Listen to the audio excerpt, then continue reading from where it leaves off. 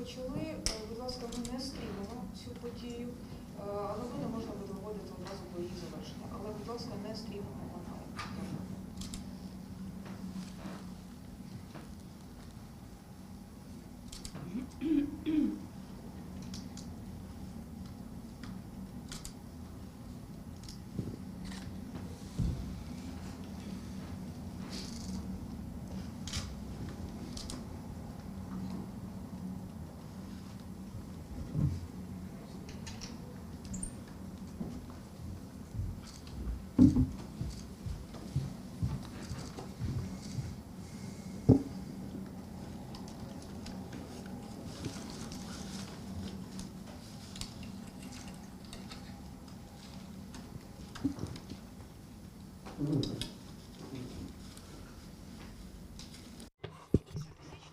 It's January 10. Ukraine Media Center confirmed starts its operation today. My name is Vitaly Matvienko. Good morning, everybody. Today we will be talking about the launch of the Joint Center for Search of the Russian Military in Ukraine, which is called I Want to Find You. The center will allow the Russians to find information about the Russian military who were captured prisoners of war in Ukraine. Our speakers today are Andrii Yusov, representative of Main Directorate of Intelligence, Vitaly Matvienko, the spokesperson of I Want to Live and I Want to Find You projects, and Iryna Krynina, co-founder of Civil Movement to bring the military men of Russia back to Russian Federation. So let's talk about the way how the exchanges are going on, exchanges of prisoners of war, and is Russian Federation even interested in searching and bringing back their citizens home? Good morning, everybody. Thank you for invitation. Yes, the coordination headquarters on treatment of prisoners of war is not only about the Ukrainian prisoners of war who ended up in aggressor country, who were illegally, and the civilians who were illegally abducted, but it's also about handling of Russian prisoners of war who ended up in captivity as a result of genocidal war of Russia against Ukraine. And obviously the work is going on. It's a public work and a close part of the work which is going on the exchanges. Recently we had one of the biggest exchanges, the biggest exchange during the full-scale invasion, 49th exchange, during which 230 defenders of Ukraine, including military men and citizens, and civilians were brought back home. And Ukraine, in this complicated and sensitive issue, tries to be as much democratic as possible, as civilized as possible, and in terms of publicizing the information about our defenders, National Information Bureau is working on the relevant registers of the coordination headquarters.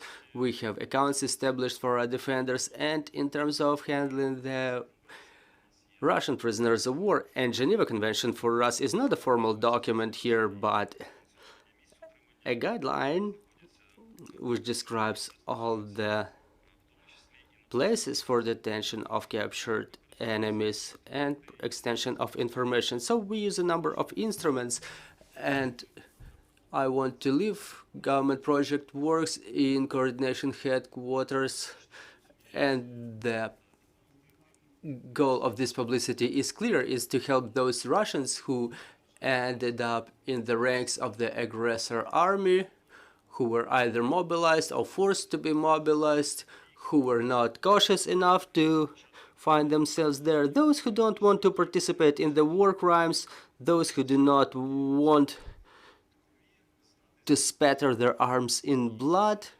those who want to preserve dignity and remain under the protection of the Geneva Convention and under protection of Ukraine.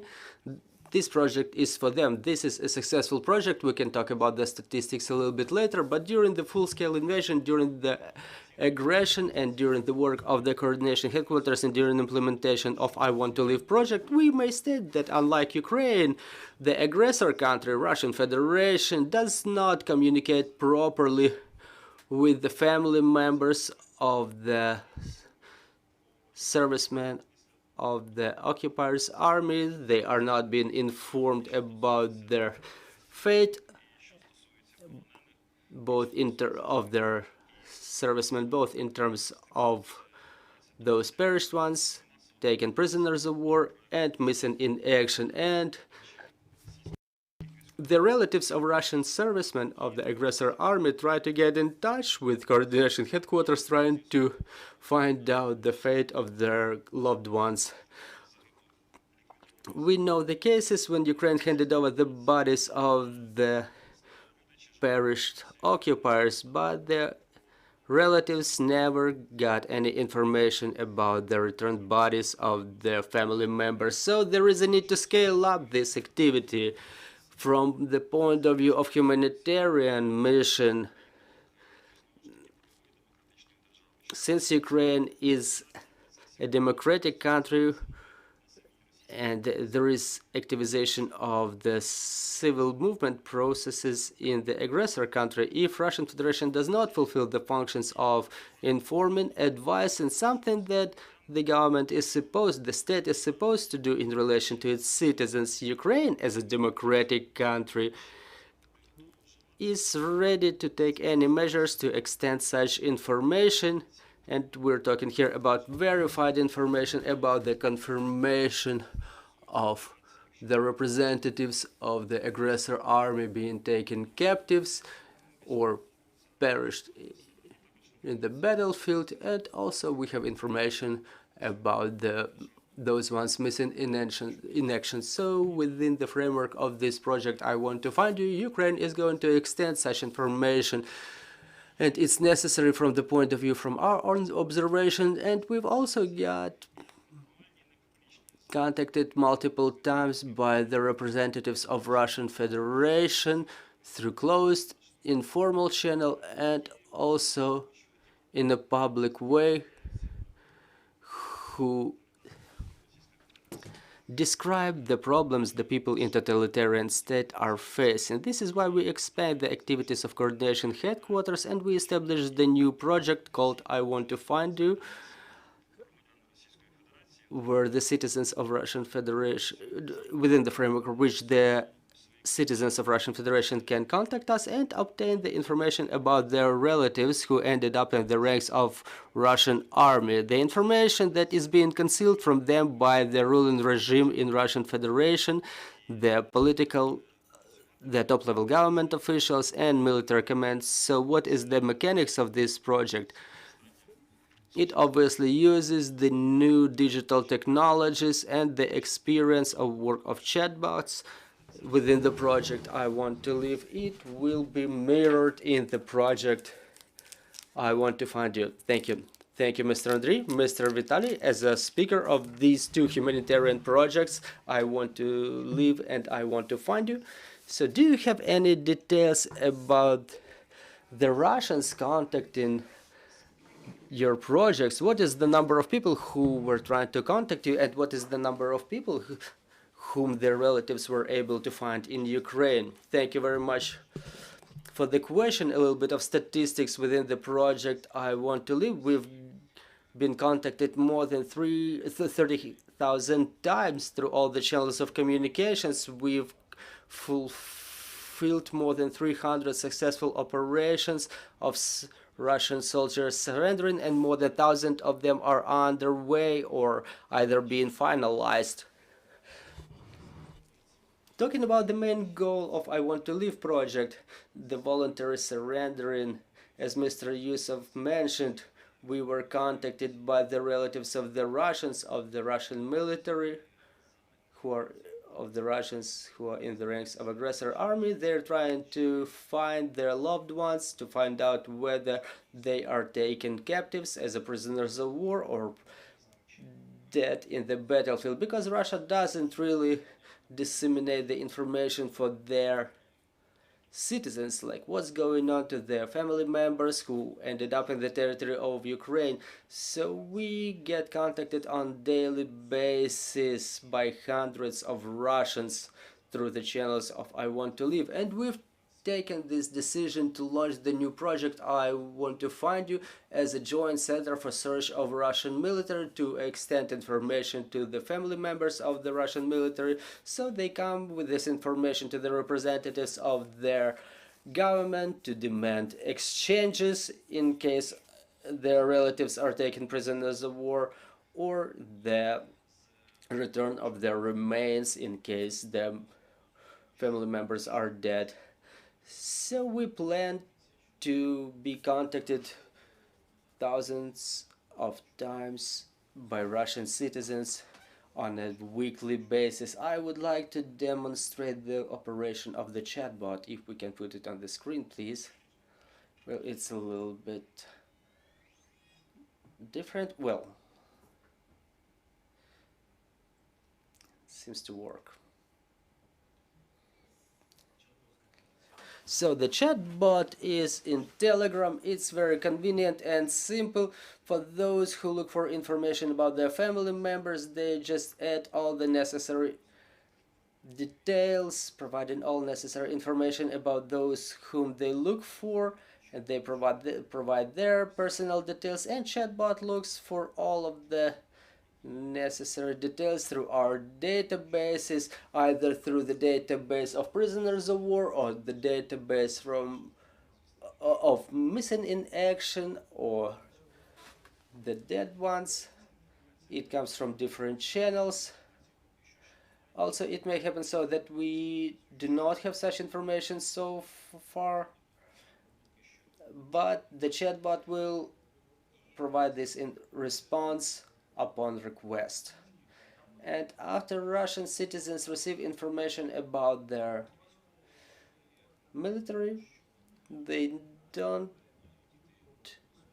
not only entitled, but they should come to their government and demand for the relevant status for their family members, demand exchanges. So within this humanitarian project, we pursue an important goal for the Ukrainians who are being held captive as well. And I would like to give the floor to Ms. Iryna, who will tell us about her initiative.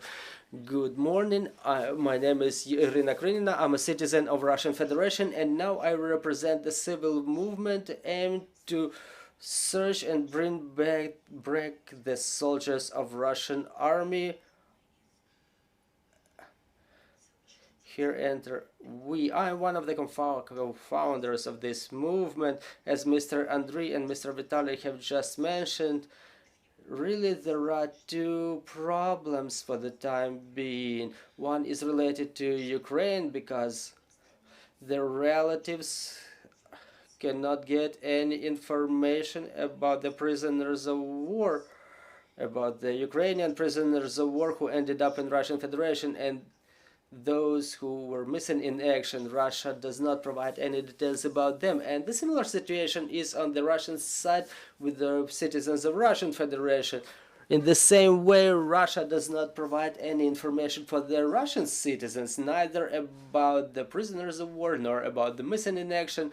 This is why Ukraine, as it was already mentioned, is ready to provide such information within the project I Want to Find You. And we've come up with the initiative to organize the connection of the relatives with this project. We are going to collect the requests, and in case of a positive answer like yes, your relative is being held prisoner of war, they can get consultation from our movement, and we will organize a video call to confirm and give the opportunity to a Russian citizen to come to their government, and based on this video call to demand, like, yes, my Vasily is there, held prisoner of war, held captive, and seek exchange. So we're trying to provide the Russian women with the tools using which they can start demanding something from their government. We've also developed a roadmap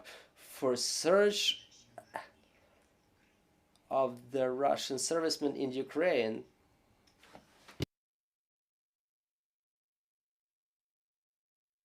So this roadmap will allow Russian women stop being afraid and start demanding the government to fulfill their obligations, because the Russian women are entitled to demand their government to bring their men back home, and our civil movement will help the families get united, because it's way more difficult to find something out being alone rather than fighting together and seeking proper result together. And this result for both Ukraine and Russia is to bring all the men back home.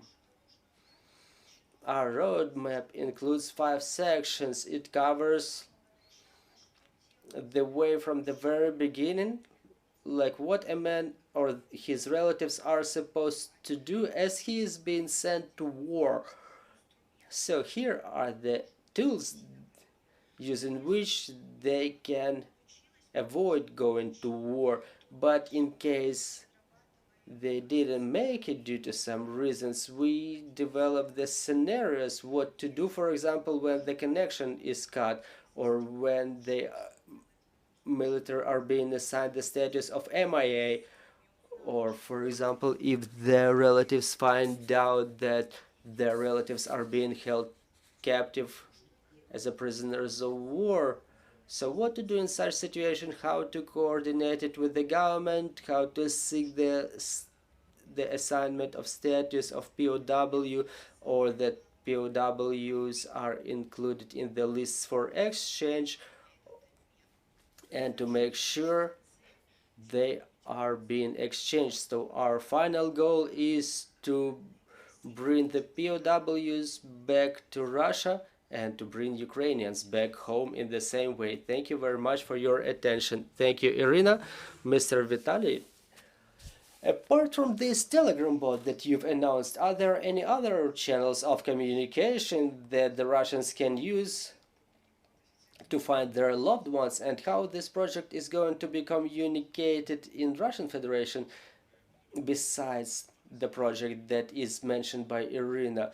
Well, we will add all the necessary instruments. We have a powerful team of professionals who work perfectly. We have a website through which you can go proceed to chatbot. Telegram is not banned in Russia, and if there are any problems, they can use VPNs. They know how to do it, and the tradition of use of VPNs is already rooted in Russian Federation. It's normal there.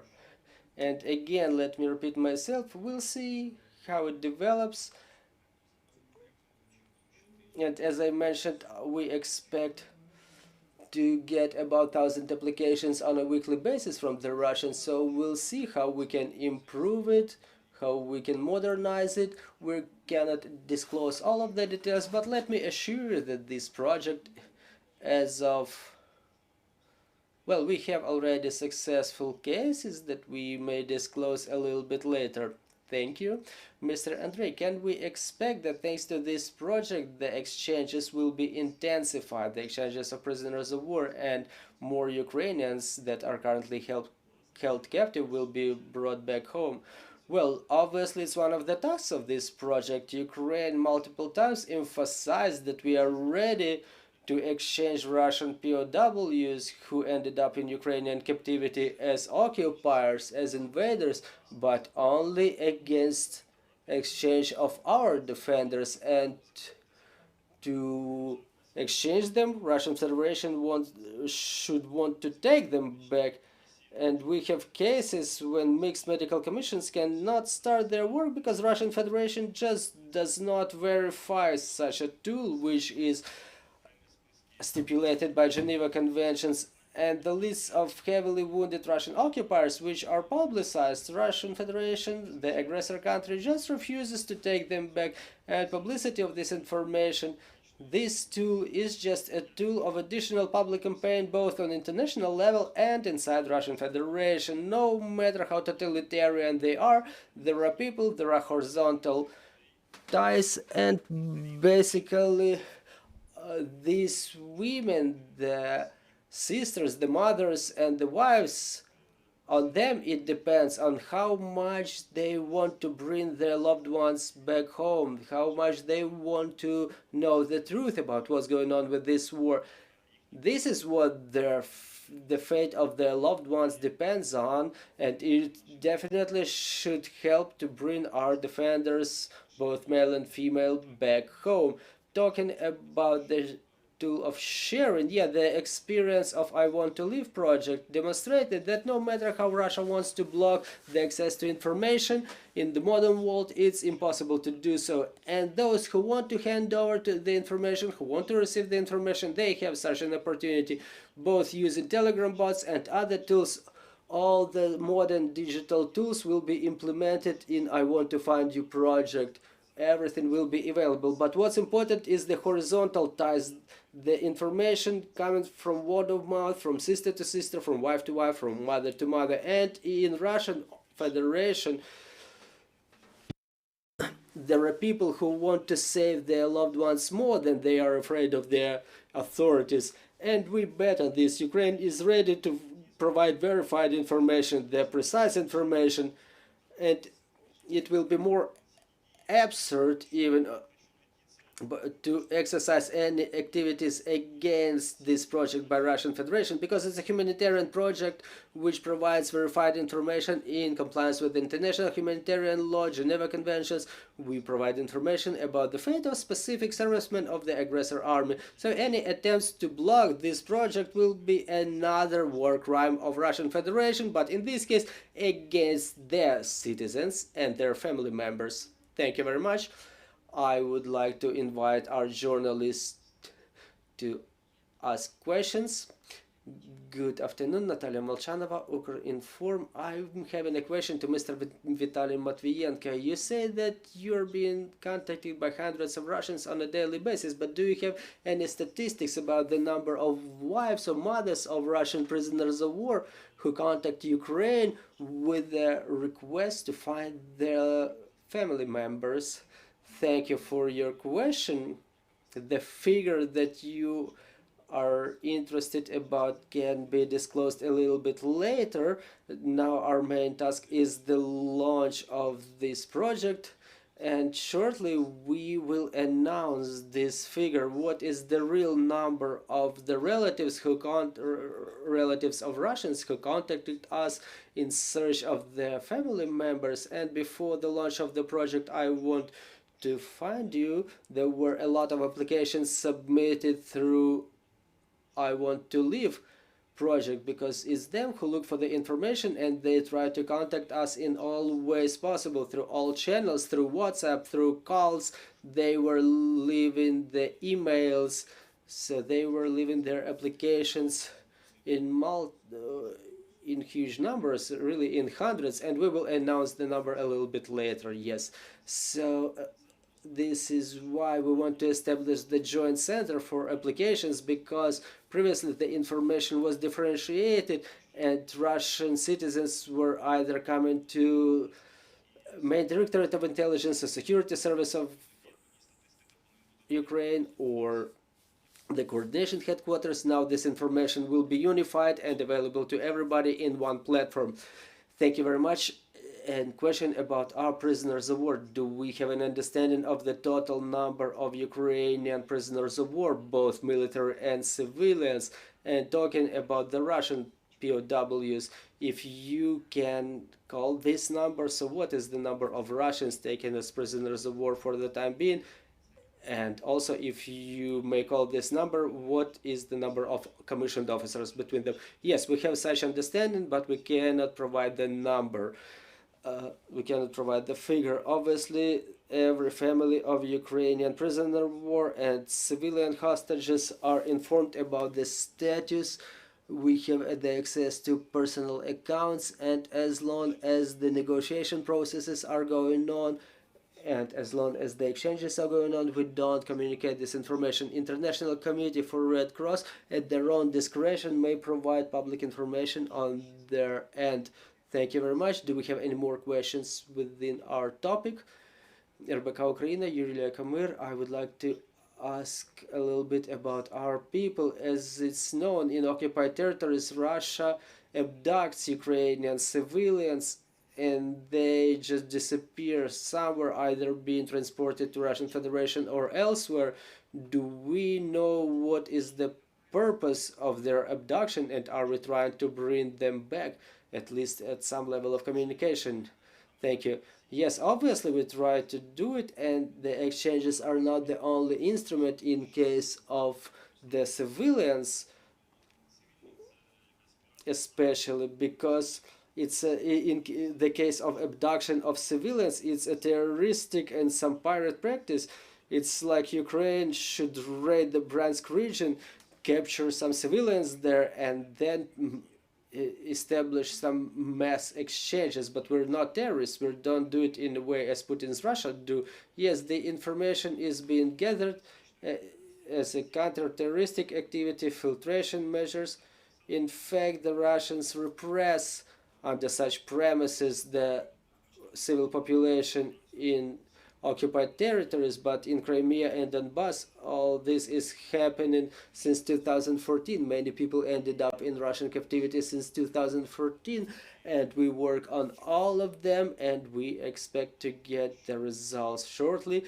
The problem is that such activities are still going on real time. The repressive machine of Russian Federation in temporarily occupied territories exercises all such kinds of activities on the fabricated premises against our civil population, and the purpose of such activity is either corruption component or some reporting, or just desire to own someone else's property, to appropriate someone else's property, like cars, vehicles, housing, sometimes land plots, talking about farmers. So all of those are war crimes. We document all the information and we work on it. Just a couple of details. Are they being convicted in Russia? And if so, what are the accusations? Well, the most popular accusations are terrorism, discrediting of Russian army, and so on and so forth. However, there are categories of population or the categories of citizens whose rights are restricted without any legal status, who are being held captive even beyond the legal system, beyond the judicial system of Russian Federation. And this is what we emphasize in our communication with international community. We pay a lot of attention to it. Thank you very much. Do we have any more questions on the topic of the briefing? Well, now that we do not, there is a question. Thank you.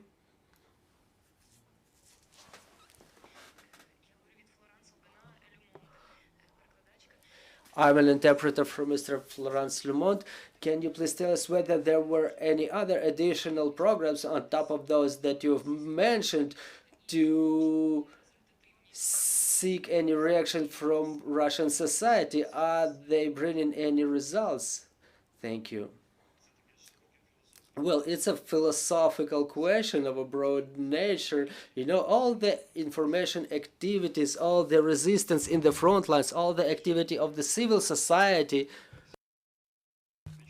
and the position of the free democratic world is the attempt to seek understanding of Russian Federation population. Yes, we understand that it's a closed totalitarian country with a repressive machine which aim to fight not only democratic world but also the civil society, but at the same time a huge fraction of population during the full-scale invasion have changed their point of view.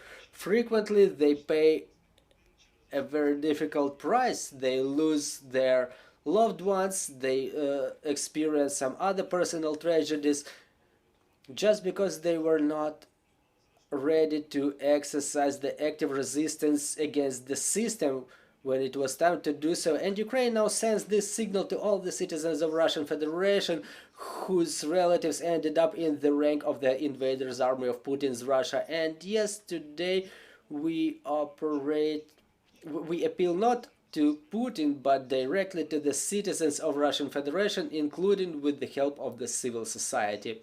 Thank you. Do we have any more questions on the floor?